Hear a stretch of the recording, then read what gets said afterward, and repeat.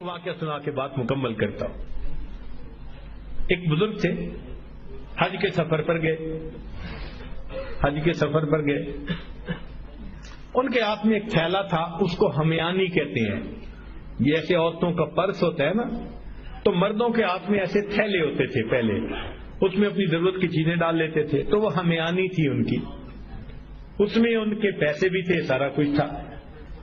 ایک نوجوان آیا اور اس نے جلدی سے دوڑتے ہوئے جو ہمیانی ان سے چھینی اور چھین کے بھاگ گیا۔ اب وہ بزرگ بڑے حیران کہ کوئی نوجوان میرے پیسے ہمیانی سب کچھ چھین کے بھاگ گیا۔ تھوڑی دیر انہوں نے دیکھا، پھر اپنے گھر کی طرف چل پڑے۔ اللہ کی شان کہ جس نے ہمیانی چھینی تھی نا، یہ تھوڑی دور آگے گیا تو اچانک جو اس کے کیفیت ہوئی تو اس کی آنکھوں کی بینائی چلی گئی۔ کئی دفعہ ہوتا ہے نا، بیٹھا ہوا آدمی اٹھے تو آنکھوں میں اندھیرا آ جاتا ہے، تو اس کی بھی ایسی حالت ہوئی کہ اس کی آنکھوں میں اندھیرا، بینائی چلی گئی۔ لو جی، اس نوجوان نے تو رونا شروع کر دیا۔ لوگوں نے پوچھا کیوں روتے ہو؟ کہنے لگا کہ میں نے ایک بندے کا تھیلا چھینا، پیسے چھینے، مجھے لگتا ہے اس نے بد دعا کی، اللہ نے میری بینائی چھین لی۔ ان کا بھئی وہ بندے وہ کہاں ہے؟ کہنے لگا فلاں حجام کی دکان کے قریب۔ انہوں نے کہا ہم تمہیں لے جاتے ہیں اور ہم وہاں اعلان کرتے ہیں، اگر وہ وہاں ہوں بڑے میاں تو وہ تمہیں معاف کر دے۔ چنانچہ وہ اس نوجوان کو لے کر وہاں حجام کی دکان کے پاس آئے۔ حجام سے پوچھا بھئی ایسا بوڑھا آدمی جو تھیلا لے کے گزرتا تھا، اس نے کہا دن میں 5 مرتبہ نماز کے لیے آتے جاتے ہیں، وہ اگلی نماز کے لیے پھر یہیں سے گزریں گے، تم انتظار کرو۔ سب انتظار میں بیٹھ گئے۔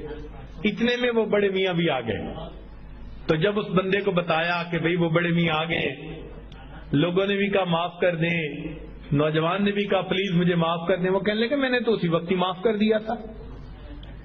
بھئی معاف کر دیں، وہ بزرگ کہنے لگے میں نے تو اسی وقت معاف کر دیا تھا۔ وہ کہیں جی یہ آپ کے سارے پیسے لے کے بھاگ گیا اور آپ کہتے ہیں میں نے اسی وقت معاف کر دیا تھا۔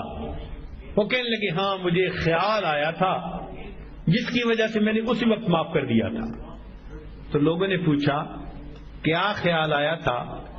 تو وہ بڑے میاں کہنے لگے کہ جب یہ میرا تھیلا لے کے بھاگ گیا تو میرے ذہن میں خیال آیا قیامت کا دن ہوگا اور میں اگر اللہ کے سامنے مقدمہ پیش کروں گا تو اس بندے سے حساب لیا جائے گا، اور جتنی دیر میرے اور اس کے مقدمے کے فیصلے ہونے میں لگے گی، آقا صلی اللہ علیہ وسلم نے فرمایا میں امت کا حساب مکمل ہونے سے پہلے جنت میں نہیں جاؤں گا۔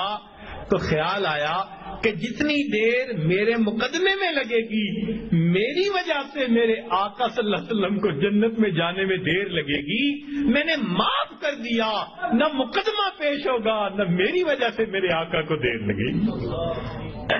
آج ہماری اگر یہ سوچ بن جائے تو ہم ہر ایک کو معاف نہ کر دیں کہ ہماری وجہ سے تو ہمارے آقا کو دیر نہ لگے نا جنت میں جانے میں۔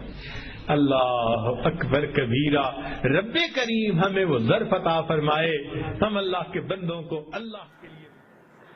ترجمان اسلام چینل کو اگر آپ لوگوں نے سبسکرائب نہیں کیا تو سبسکرائب کر کے شکریہ کا موقع عطا فرمائیں۔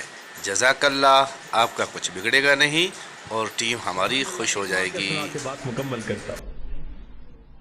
ایک بزرگ تھے،